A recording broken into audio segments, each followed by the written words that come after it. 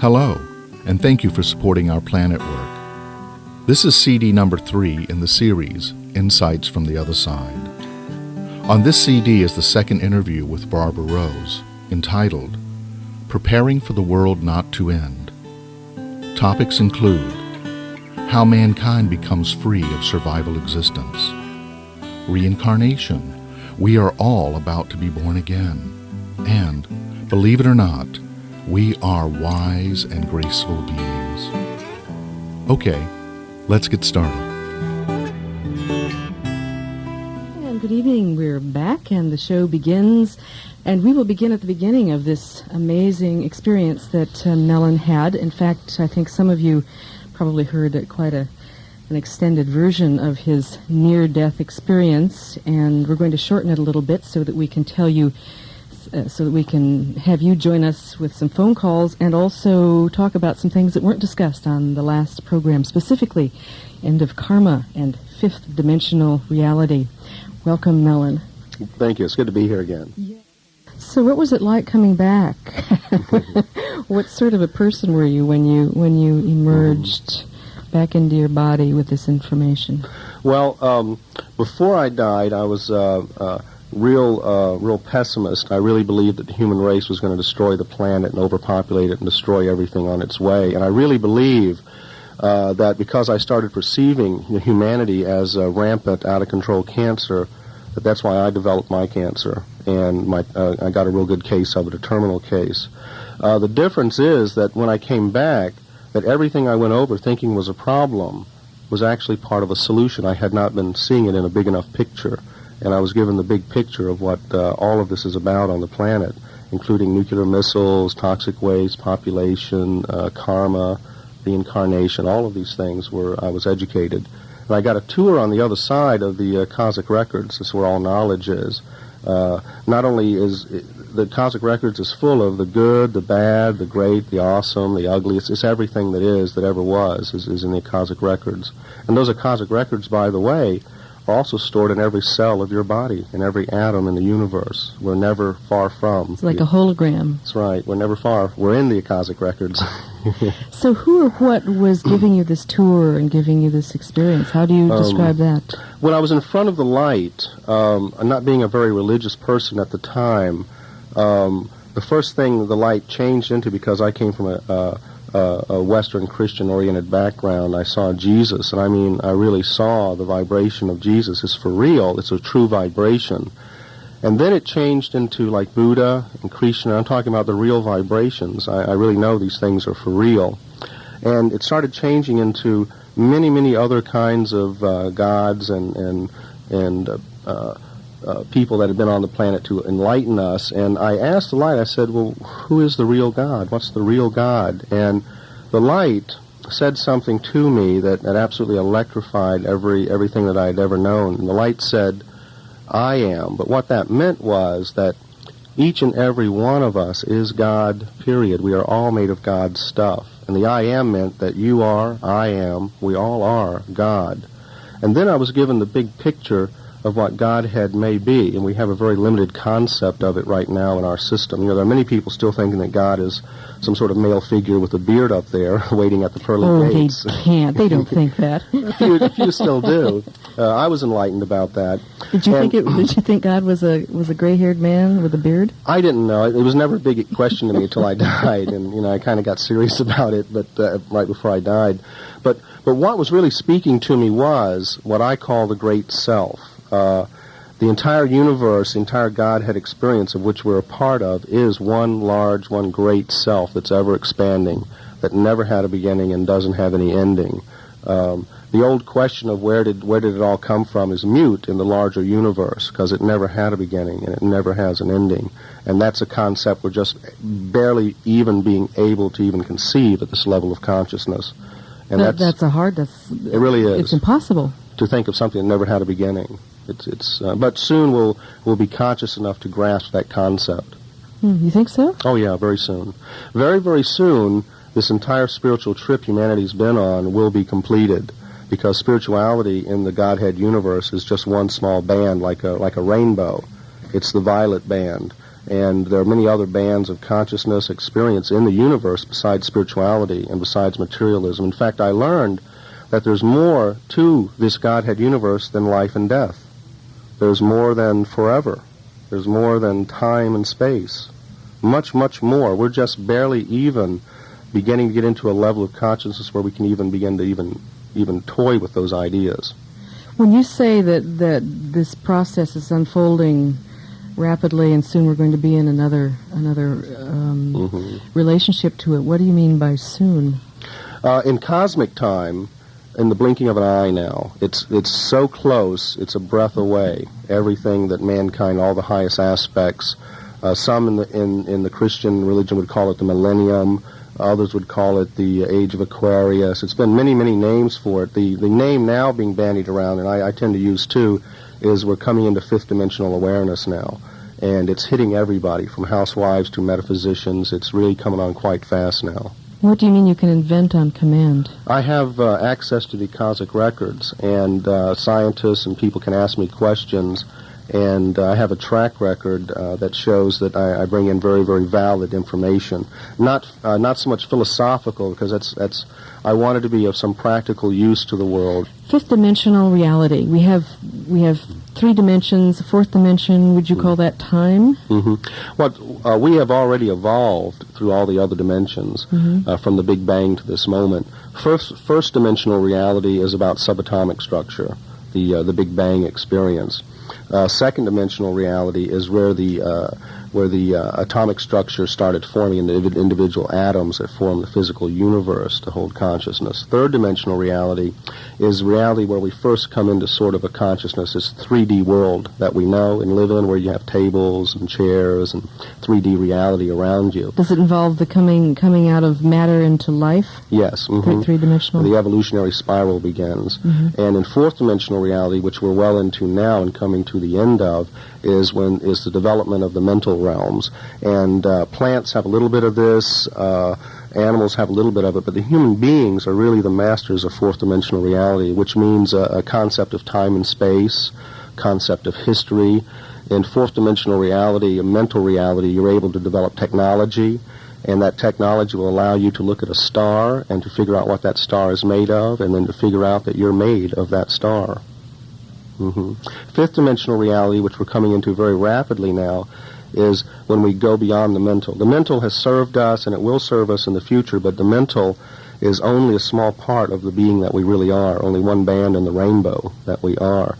Fifth dimensional reality is the gateway to all other dimensions. When you finally reach a fifth dimensional awareness, you are in an awareness that can conceive of the past, the present, and the future in the now, and this is happening as we talk all around the world. It is also getting into a dimension of manifestations, and manifestations are starting to happen all over the planet. More and more people are doing manifestations. What do you mean by manifestations? Manifestations would be something like what Sai Baba does, where they can make material appear out of thin air, when they're basically using the atomic structure of the universe to do that. There's plenty of energy in the universe to manifest anything that we want. The universe is super abundant. People like Sai Baba and others that are doing that and doing the manifestations today, making things appear out of thin air, are the 100th monkey. Because if one human can do it, all humans can do it. And that's what they're really about for the rest of us to understand, not to worship them, but to realize what's coming. How does that process of manifestation work? How does someone like Sai Baba or whoever...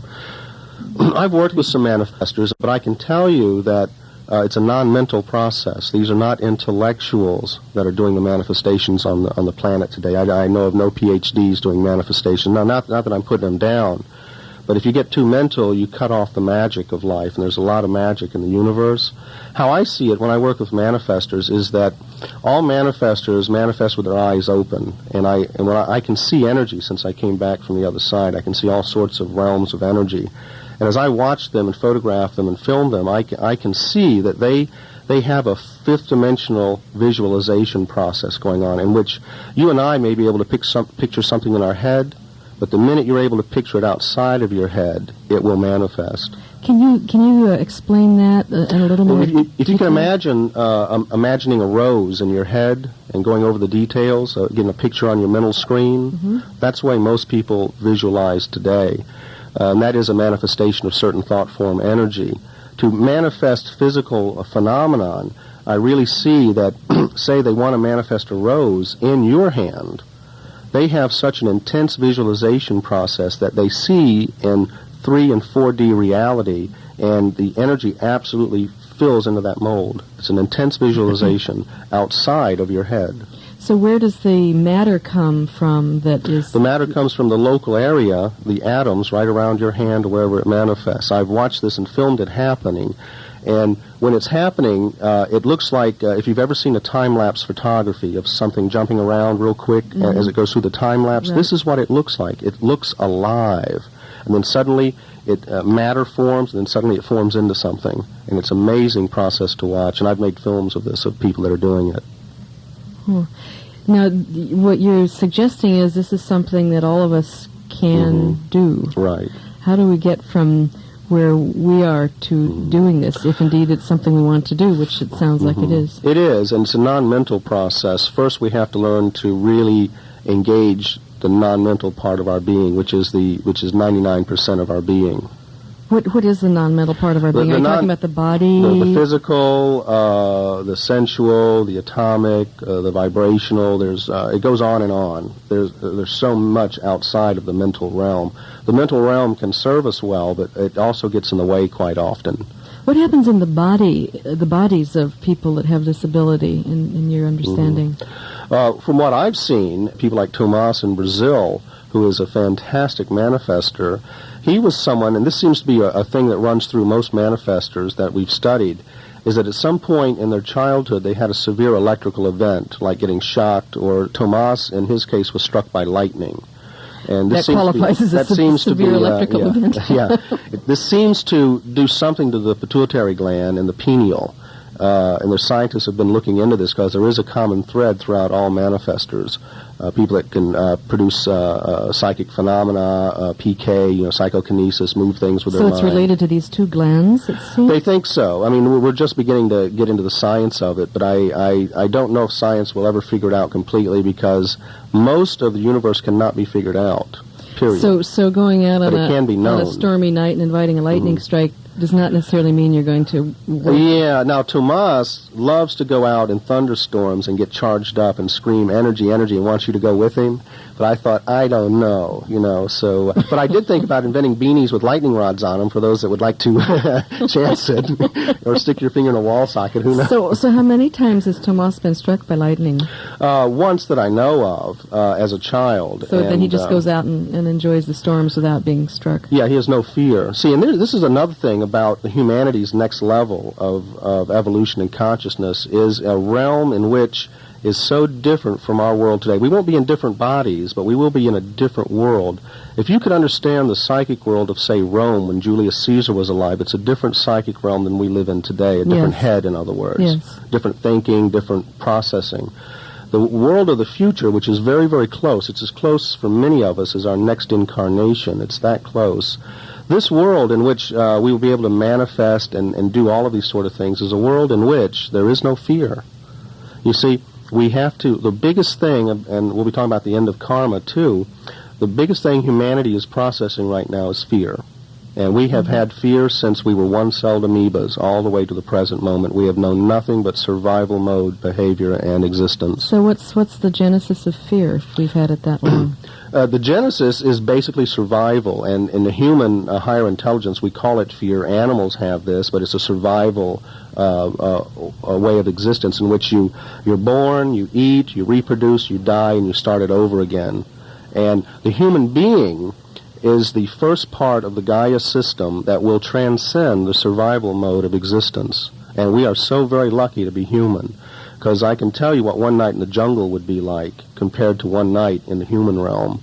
The human realm is absolutely incredibly graceful realm, no matter what you think about what's going on out there from the media. So you really feel that, contrary to the doom and gloom reports that we are filled with on a daily basis that we are heading out of this, and that we're not going to annihilate ourselves or destroy our planet or X, Y, Z. Absolutely. I got a review of world history, and especially in detail for the next 400 years. The people of the future look back on us in this time as the giants of history. Can you believe that? It's absolutely amazing that we don't even know what we're doing that is benefiting mankind. We are that, those of us that lived in the Industrial Revolution are a small burst of energy that set mankind free, because we're not meant to be industrial animals. That was only, the Industrial Revolution altogether will be a small segment of human evolution. The future is non-industrial. We can talk about that later if you want to, but the future is non-industrial. I came back in '82 telling people that there will never, ever again in history be as many jobs as there once was before. There's no need for it anymore. We're moving into a different society and a different world. Now, as we move into fifth-dimensional awareness, we become incredibly sensitive to everything around us. And this is what I'd like to talk about on Saturday and in my talks that I give these days, is to help people understand what's happening to them, that they're not going crazy at all, and to not let people tell them they're going crazy. We are rapidly moving into an awareness that includes the past, the present, and the future.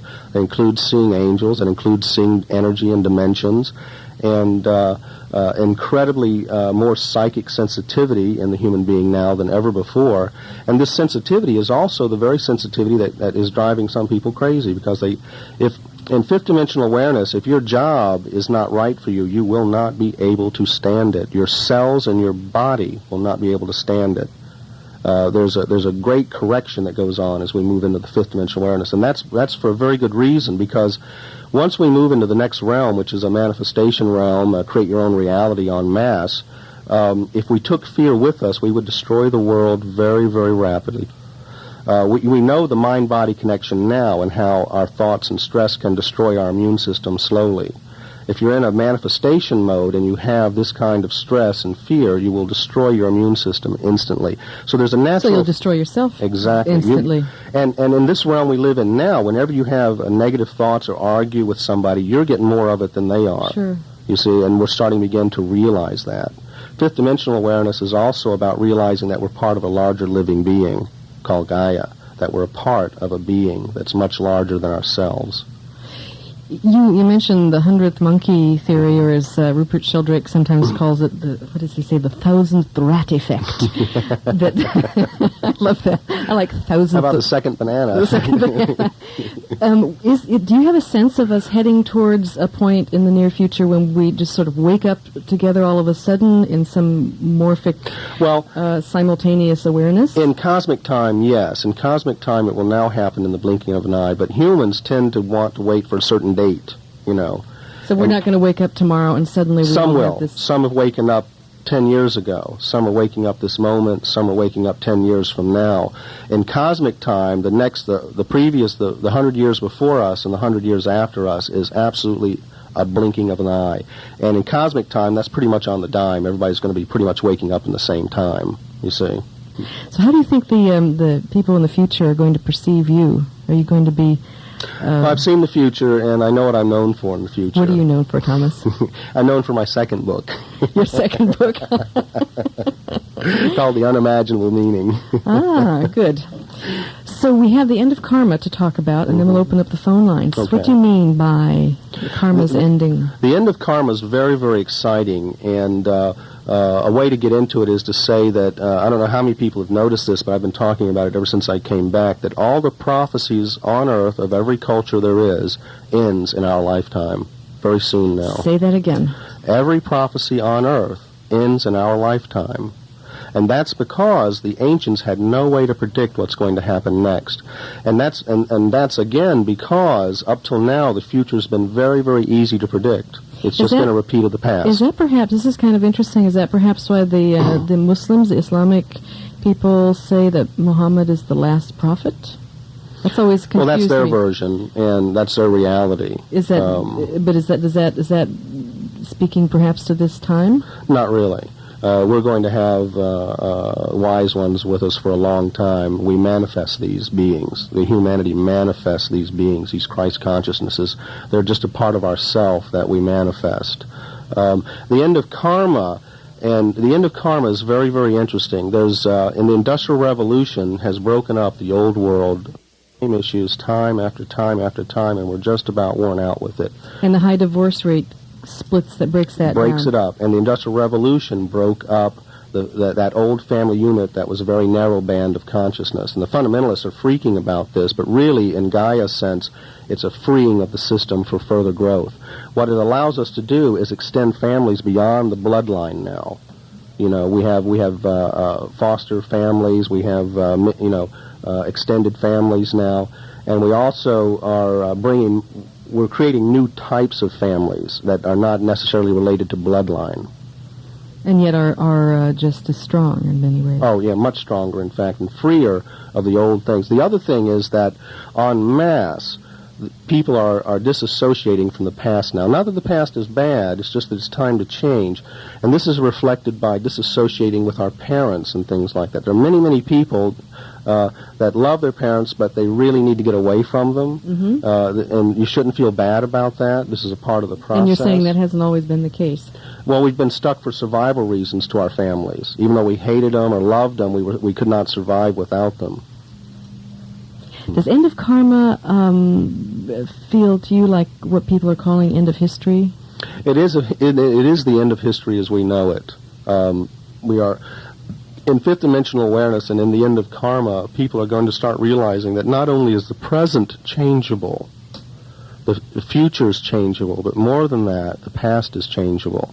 And we're not only going to change the future now, as we change the present, we are going to change the past. And that's because in fifth dimensional reality, everything's simultaneous. Yes, and because these dimensions have always been here and more, it's just that we're waking up to them. It's nothing new to the universe. It's new to us. Yes. Mm-hmm.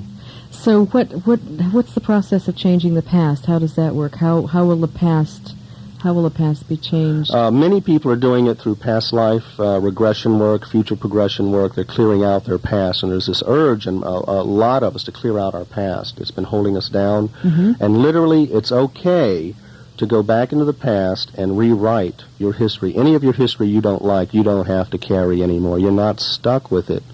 And I do quite a bit of this work in my own life and with others. And anytime I go into a past life in which there's something I don't like, I get the lesson first. It is perfectly all right and possible and tangible to go into the past and rewrite your history and create a new history. Now, we've been doing this all along anyway, because all the history books throughout history have always been rewritten by who? The winners. Mm-hmm. You know, and mostly by men lately. Yes, you know.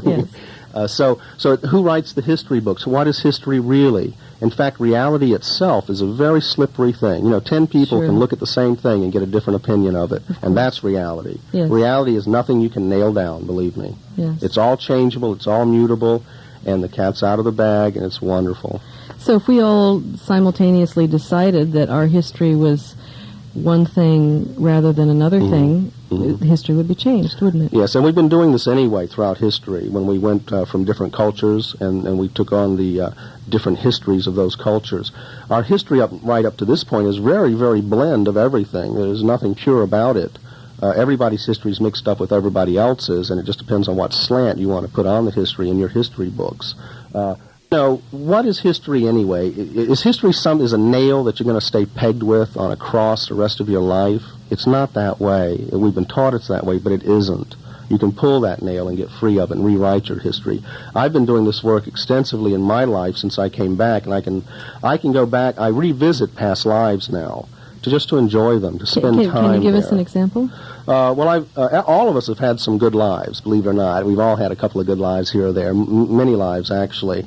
But there are certain lives, like I have a life that I like to revisit in Germany around the 14th century, and I was a peasant, but I had a nice family and a couple of boys, and I had a cow and a good wife and a little hovel to live in, and one of my favorite things was going hunting with the boys in the woods. It was spend days, and camping and come back with a catch. And I remember in that life, one of the highlights of that life was when I traded somebody for a cow. You traded somebody for... I actually got my own cow, and that's like having a Cadillac or something. It was What did you trade for the cow? Well, it's kind of a long story, but it involves... whenever the landlords got in fights back then, they got the tenant farmers to fight for them, and I happened to be on the land of a lord that was always arguing with everybody. So, and if you didn't go fight, they put you off the land. So, and they didn't pay you to fight either. So this was a conscription deal. Pretty much, they didn't pay you to fight. So what the peasants would do is they'd go fight and risk their lives. But boy, when they got into town, they pillaged because we weren't being paid to risk our lives. So you got good at looting, and I didn't catch on to this for a while. I would always get like in the wrong end of town and find it all looted. I discovered by accident, because I was very ignorant, that books were valuable, and the looters were overlooking the books. But I would find these books in some homes that had gold in them, and I thought it was just gold and valuable. And when I went to the next town, rich people wanted them. So I remember trading a book for a cow. It must have been a really good book, because the man gave me a whole cow for it. And I thought that was the best deal I ever made. And on the way home, I bought some bread and some honey and, had me some milk and had just the greatest time. You see, simple things like that. What was your most dramatic life memory? Past life memory was when I ended my warrior path. Many of us have been on the warrior path for many lifetimes. Hard to avoid it, I would think. I was one of them. I've spent many lifetimes as a monk or a priest, warrior priest, who was fighting for what I thought was right, whatever that was at the time.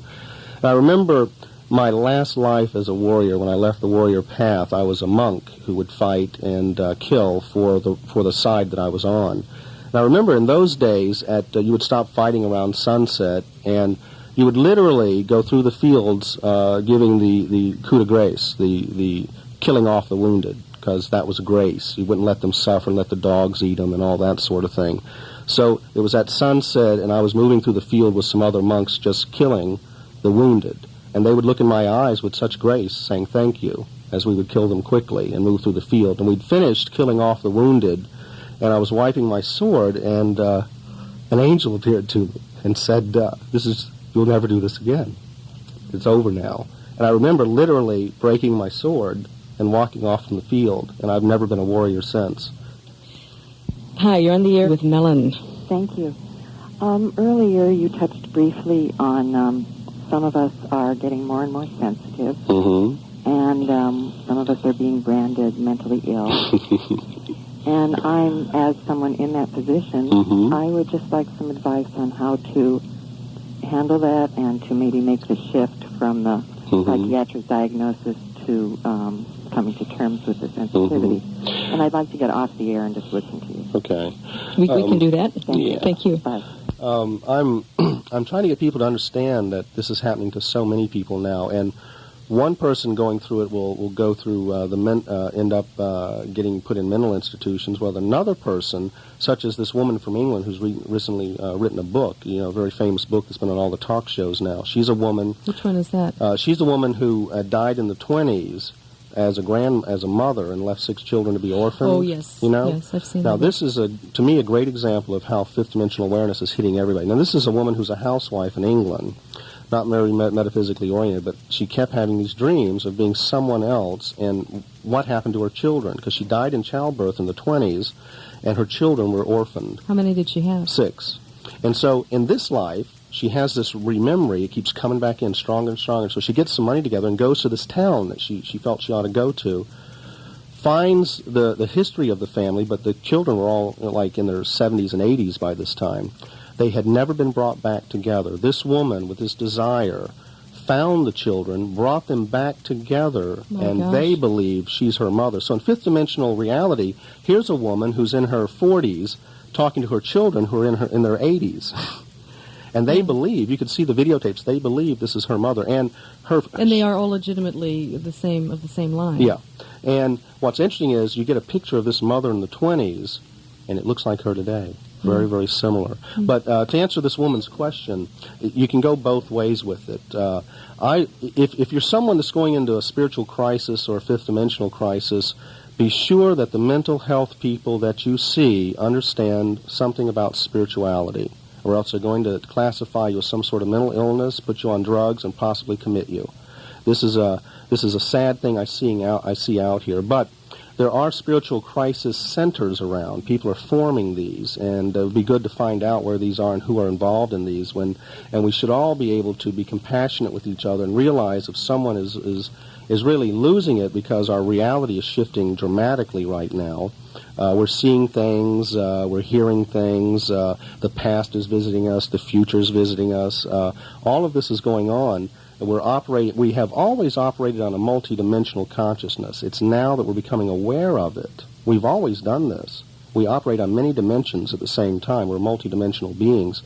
Fifth dimensional awareness is the awareness of that. And so one thing I suggest to people, I teach in my workshops on how to get through this, is to breathe. To really breathe and not get mental about it. Let it pass. Let it come through. Some people write a book and get rich. Others end up in the mental hospital. It's just the way you handle it and who surrounds you as you're going through this crisis. That's an interesting point about who surrounds you. How do you identify who you should be with and who you shouldn't? Or if you're in a state that's that disturbing, how do you make choices of how you... Well, pretty much, if you're married and have a family and stuff and this starts happening and your family's not into it, they're going to suggest you see a psychiatrist. It's time to seek out people that understand what you're going through and to reach out also, for those who do understand, to reach out to those that don't understand what's going on. I talk a lot to psychologists and counselors about this and how to help people with this. A lot of people's third eyes are opening quite wide now, and that is the multidimensional interface. When your third eye opens a little too much, you start seeing and hearing things. These are not imaginary; they're real. But if you go to a psychiatrist, they're going to tell you that you're either something, and they're going to probably put you on some sort of drug to bring you out of it, sedate that sort of consciousness.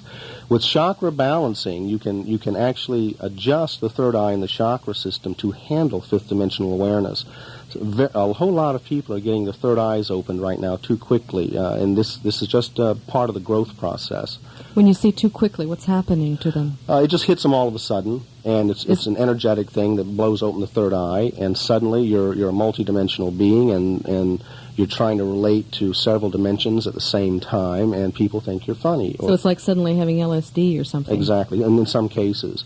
In other cases, you just may hear voices. In other cases, you just may see or feel things.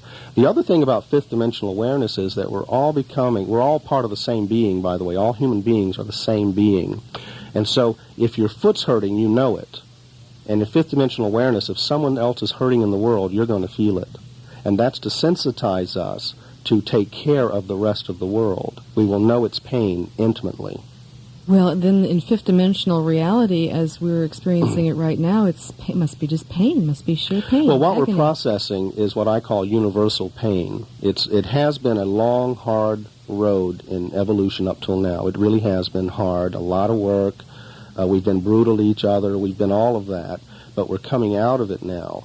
And it can be scary to some people because it's a shift. It's a definite shift in our normal reality. But it is something we can contain.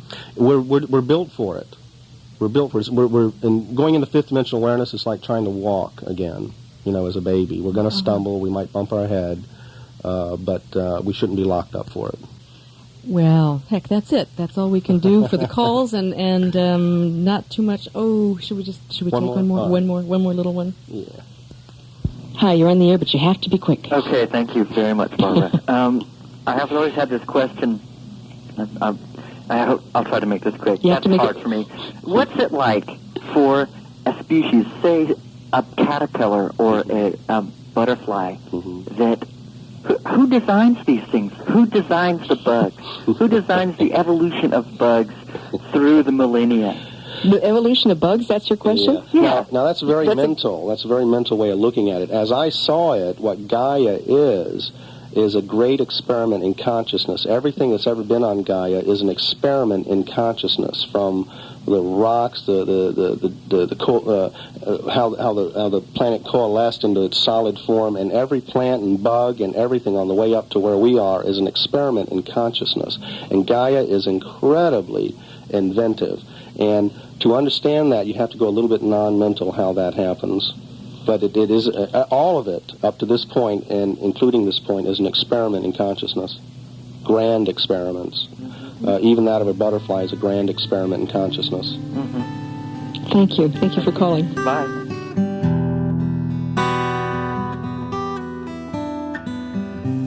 Hello, this is Mellen Thomas, and I hope that my insights from the other side will in some good way inspire you to love your life and this miracle planet that we share with all of Gaia's children. We are all, in so many ways, blessed beyond measure. Thank you.